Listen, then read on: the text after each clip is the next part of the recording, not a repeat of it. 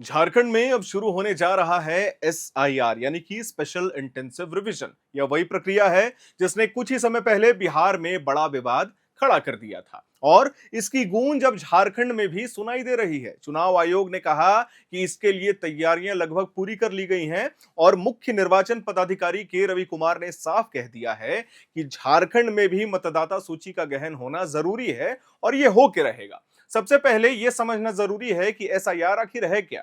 SIR का पूरा नाम है special intensive revision of electoral roll. यह चुनाव आयोग की वह प्रक्रिया है जिसमें मतदाता सूची की पूरी तरह से गहन और जांच पड़ताल की जाती है। यह देखना कि हर योग्य नागरिक का नाम सूची में दर्ज है या नहीं है, जो लोग अब जीवित नहीं है या स्थायी रूप से कहीं और हैं, उनका नाम हटा तो नहीं दिया गया। यह एसआईआर का काम है। और अगर किसी का नाम गलती से छूट गया है तो उसे समय रहते सूची में शामिल किया जाए।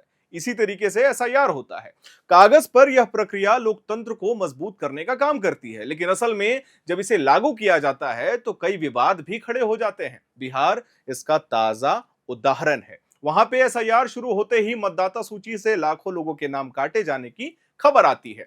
विपक्ष ने आरोप लगाया कि यह प्रक्रिया गरीब और पिछड़े तबकों को वोट देने के अधिकार से वंचित करने की बहुत बड़ी साजिश है। एक बड़ा विवाद यह भी उठा कि किन किन पहचान पत्रों को मान्य माना जाएगा।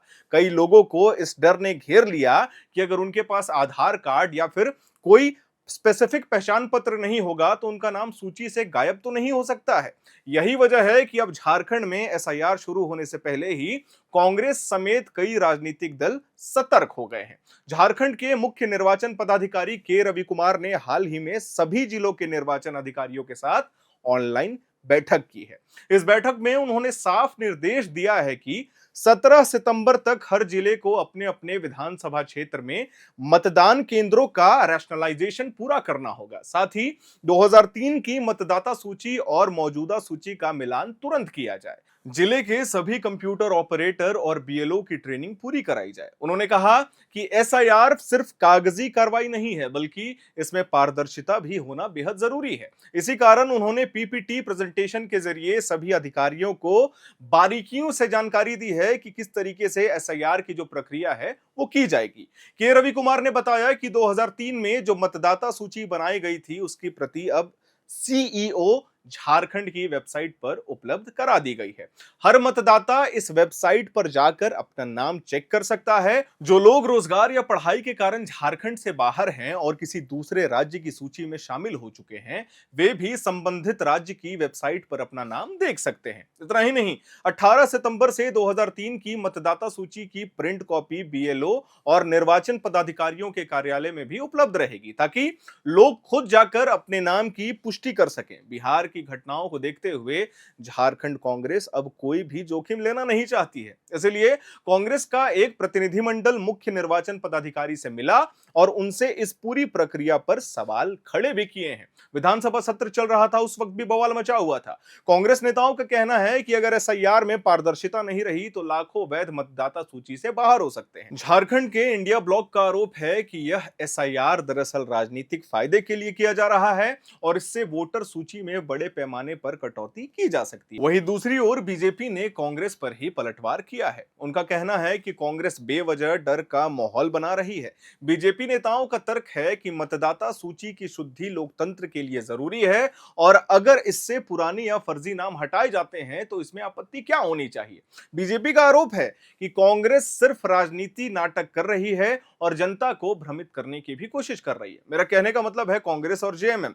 झारखंड में एसआईआर के लागू होने से पहले ही कई बड़ी चुनौतियां सामने हैं। पहला, नाम कटने का डर। अगर कोई व्यक्ति दस्तावेज नहीं दिखा पाया तो उसका नाम कट सकता है। ये कांग्रेस और जेएमएम का दावा है। दूसरा, पहचान पत्र का विवाद। कौन सा पहचान पत्र मान्य होगा यह स्पष्ट होना चाहिए। तीसरा, जागरूकता की कमी। गांव और दूर दराज इलाकों के लोग इस प्रक्रिया से अनजान हैं और उन्हें दिक्कत का सामना करना पड़ सकता है। चौथा, प्रशासनिक तैयारियां। बीएलओ और अधिकारियों की ट्रेनिंग समय पर पूरी ना होने पर गड़बड़ी होने की संभावना बढ़ सकती है। पांचवा, राजनीतिक दबाव। विपक्ष और सत्ताधारी दल दोनों इस मुद्दे का चुनावी फायदा उठाने के लिए लगे हुए हैं। चुनाव आयोग और मुख्य निर्वाचन अधिकारी की सबसे बड़ी जिम्मेदारी यही है कि एसआईआर निष्पक्ष और पारदर्शी तरीके से हो। इसके लिए उन्हें यह सुनिश्चित करना होगा कि सभी प्रक्रियाएं सरलता से हो। हर मतदाता को पर्याप्त समय और सुविधा मिले, किसी योग्य मतदाता का नाम गलत तरीके से सूची से ना काटा जाए। अगर नाम हटाना जरूरी है तो उसके लिए साफ कारण और लिखित सूचना दी जानी चाहिए। गांव-गांव तक जागरूकता अभियान चलाया जाए ताकि लोग समय रहते अपने नाम की पुष्टि कर सके। और झारखंड में एसआईआर की शुरुआत अब तय है, ये तो सभी को पता है।